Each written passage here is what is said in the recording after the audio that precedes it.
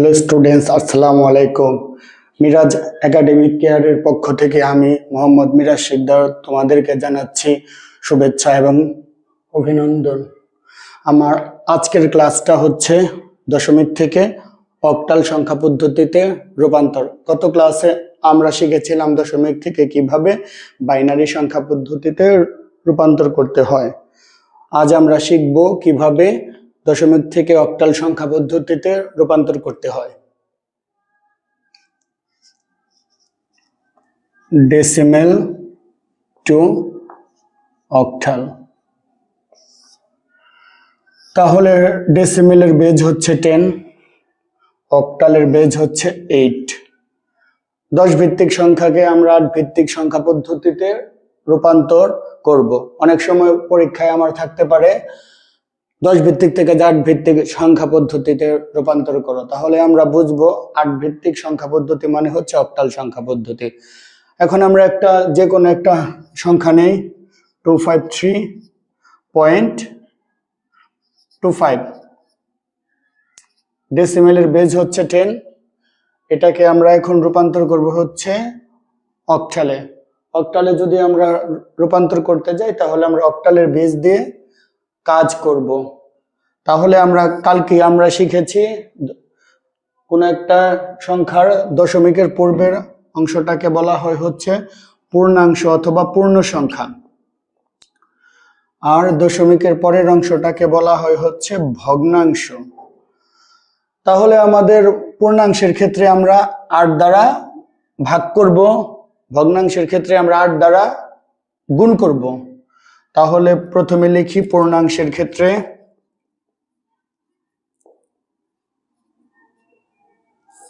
তাহলে আমাদের সংখ্যাটা হচ্ছে 253।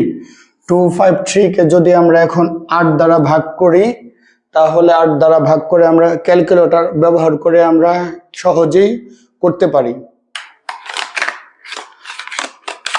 তাহলে আমরা যদি এখন ক্যালকুলেটর ব্যবহার করে সংখ্যাটাকে ভাগ করতে চাই তাহলে আমরা তুলব হচ্ছে ক্যালকুলেটরে 253 ভাগ দিলাম হচ্ছে 8 দিয়ে এখন যদি আমরা ভাগ দেই আমাদের আসলো হচ্ছে 31.625। তোমরা সবাই করো একসাথে আমার সাথে ক্যালকুলেটরে। তাহলে এখন 31 লিখলাম এবং এখন দশমিকের আমি এখানে একটু লিখে দিই, আমাদের আসছে হচ্ছে 31.625।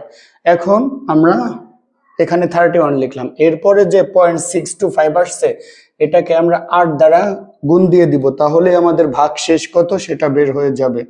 দেখো সবাই ক্যালকুলেটর আমরা হাতে নেই, 0.625 গুণ হচ্ছে 8, তার মানে আমার হচ্ছে ভাগশেষ 5। আমরা কত ইজিলি করতে পারি। তারপর আবার আমরা এখন 31কে আবার আমরা ভাগ দেব হচ্ছে 8 দিয়ে। তাহলে আমরা 31 8 দ্বারা ভাগ দেই, 31 ভাগ 8। তাহলে এখানে আমাদের বের হলো 3. আমি একটু লিখি 875। তাহলে 3টা সামনে লিখলাম আর এখানে যে 0.875 বের হলো এটাকে আবার আমরা গুণ দেব 8 দিয়ে। করি আমরা 8 দিয়ে 0.875 গুণ হচ্ছে 8, তাহলে আমাদের ইজিলি বের হয়ে গেল 7। দ্যাট মিনস আমার এখানে ভাগশেষ 7। এর পরে যাবার আমরা 8 দিয়ে আবার আমরা 3 কে ভাগ দেই, 3 ভাগ 8। তাহলে যদি আমরা 3 কে এখন 8 দিয়ে ভাগ দেই তাহলে আমাদের বের হলো দেখো 0.375।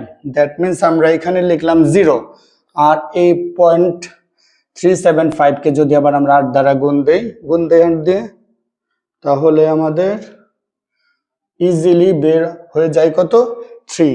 তাহলে যেই পাশে যদি আমাদের 0 চলে আসে তাহলে আমাদের কাজটা শেষ হয়ে যাবে। তাহলে আমরা অ্যারো দিয়ে দিলাম, এখানে লিখব MSB, এখানে লিখব LSB। এখন যদি আমরা পূর্ণ সংখ্যাটাকে জাস্ট সাজিয়ে লিখতে যাই আমরা লিখব 253 বেজ দিলাম হচ্ছে ডেসিমেলের বেজ, এরপরে আমরা লিখব হচ্ছে নিচ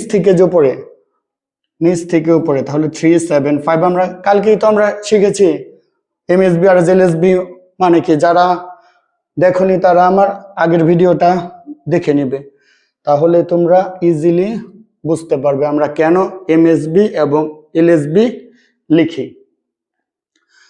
তাহলে এখন আমরা পূর্ণ সংখ্যার অংশটা শেষ করলাম, এখন আমরা করব হচ্ছে ভগ্নাংশের অংশটা। তাহলে এখন ভগ্নাংশের অংশটা যদি আমরা করতে চাই, লিখে নিলাম ভগ্নাংশের ক্ষেত্রে, হাতের লেখা একটু খারাপ, কষ্ট করে একটু বুঝে নিও, তারপরও আমি সাথে সাথে বলে দেওয়ার চেষ্টা করতেছি। আচ্ছা, এখন হচ্ছে আমাদের ভগ্নাংশের ক্ষেত্রে আমরা 0.25 কে আমরা গুণ দেব হচ্ছে 8 দিয়ে। আচ্ছা, 8 দিয়ে যদি এখন আমরা গুণ দেই, তাহলে 0.25 কে আমরা 8 দিয়ে গুণ দেই। ভগ্নাংশের ক্ষেত্রে যেহেতু আমাদের গুণ দিয়ে করতে হয়, সেহেতু আমরা গুণ দিলাম 8। আচ্ছা, আমাদের বের হলো, ডিরেক্ট বের হলো 2। এখন ডিরেক্ট 2 বের হওয়ার মানে হচ্ছে আমাদের এই দাগের যেই পাশে চলে আসবে 2, আর দশমিকের পরে যেহেতু কিছু বের হয়নি, সেহেতু হচ্ছে আমাদের অঙ্কটা এখানে শেষ হয়ে গেল, আমরা 2টা 0 দিয়ে দিলাম।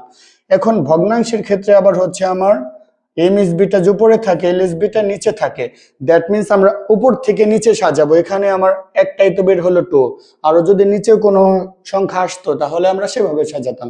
এখন যেহেতু আসেনি, আমরা এটা যদি এখন সাজাইতে যাই, তাহলে 0.25 বেজ হচ্ছে 10, আর যেহেতু এটা একটা দশমিক সংখ্যা, প্রথমে দশমিক দিয়ে অবশ্যই শুরু করব আমরা, 0.2, আর এটার হচ্ছে বেজ দিয়ে দিলাম 8।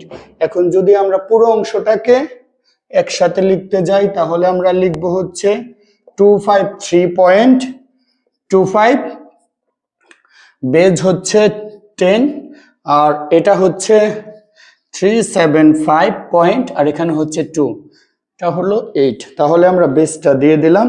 তাহলে যেভাবে আমরা খুবই সহজে ডেসিমেল থেকে অক্টালে রূপান্তর শিখতে পারি। তাহলে আশা করি স্টুডেন্টস তোমরা সবাই বুঝতে পেরেছো। যদি কেউ না বুঝে থাকো, কোন জায়গাটায় বুঝো না, সেটা অবশ্যই কমেন্ট করে জানাও। পাশে থাকো, সাবস্ক্রাইব করো। ধন্যবাদ সবাইকে। আসসালামু আলাইকুম।